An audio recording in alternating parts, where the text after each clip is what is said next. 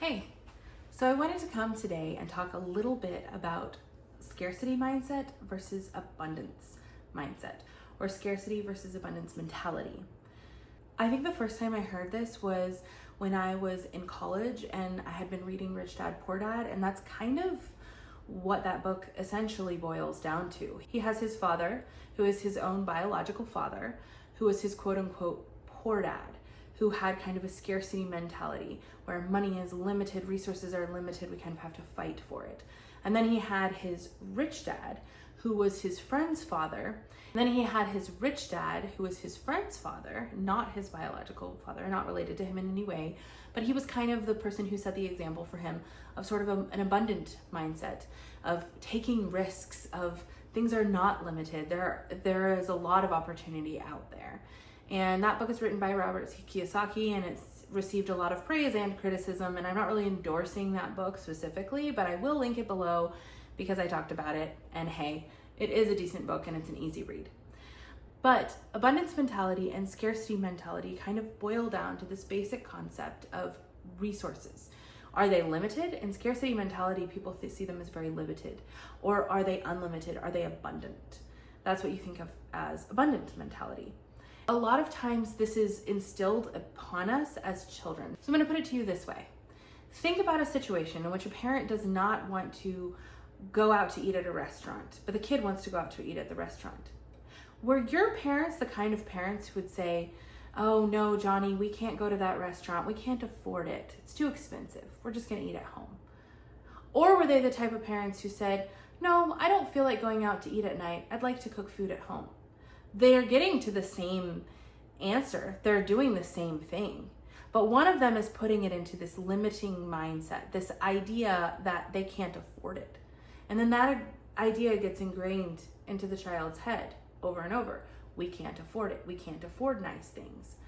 And in some cases, it may be that those parents do not make currently in their current positions enough excess money to take the child out to eat at a restaurant. That could be their real reason. But that is not what we want to say to children because we don't want to teach them scarcity mindset from the get-go.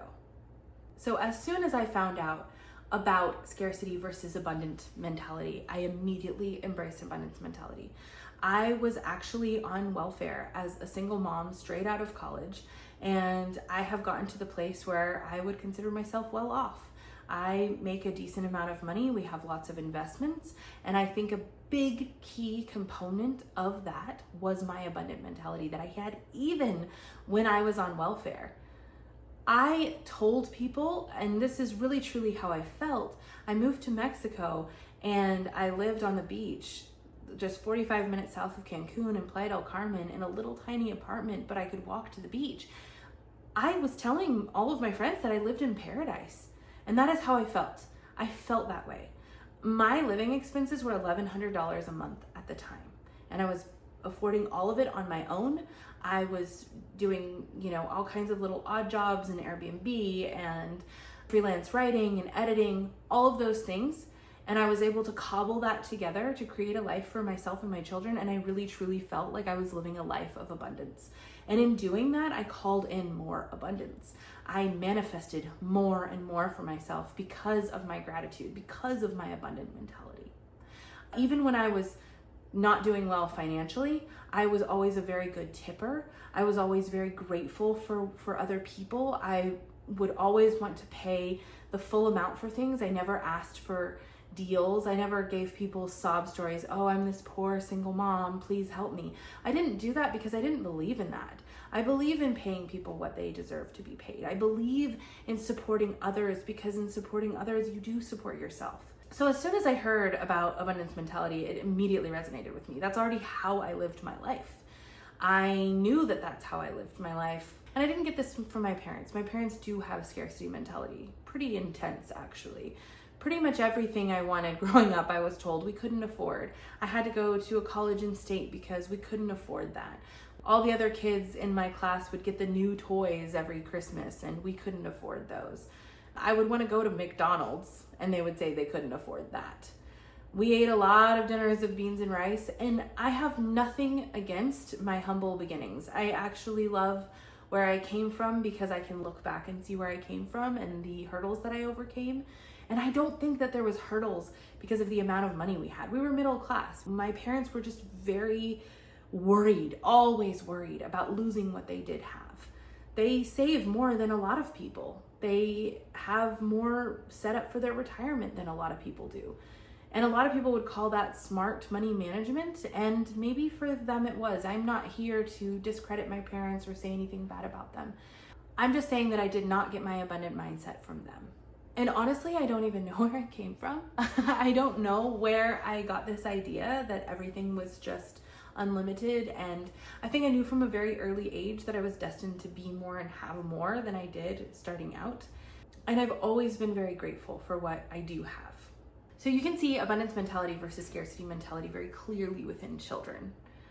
So for example, say there's a box of some kind of snack that your kids really enjoy. Mine like these fig bars that I think are really gross. My kids really like these fig bars. And they have about, I think there's 6 in each box. And I have 5 kids. So if each kid gets one and then one of the kids takes the last one and then there's no more, what is the response that an abundant mentality person has versus a scarcity mentality person has?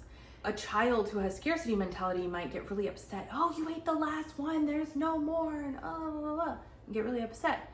And a child who has an ingrained sense of abundance may just come up to me and ask, at the next time we go to the store, can we get some more fig bars?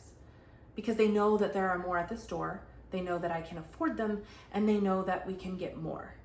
They may still be a little bit irritated because they want that fig bar right now, but they know that it exists still. They know that it is still out there. And I think as adults, it's kind of the same way. Some people, make money and they kind of hoard it and hold it really tightly and they want to save it all up and scurry it away. Whereas other people think that they can use their money to grow more money or to help other people, and that is more abundance. And it's kind of interesting because I thought when I was younger that if you hoarded more away, if you kept more to yourself, you would have more in the end, and that is not the case at all. The people that I know that are the most abundant are also the most successful. They have the most money because they use their money to make more money and to support other people in making more money. So how can you live abundantly in your daily life? Always keep in mind that nothing is limited. Nothing will completely run out except time. Time is your most limited and most valuable resource. Money can come and go. Be generous with your money. Be generous with tipping. Don't just tuck all your money into a bank account that is going to get 0.2% a year in a regular account. Use that money and take some risks. Put it into a high yield savings account. Better yet, put it into the stock market. Do something more with it and you will bring more back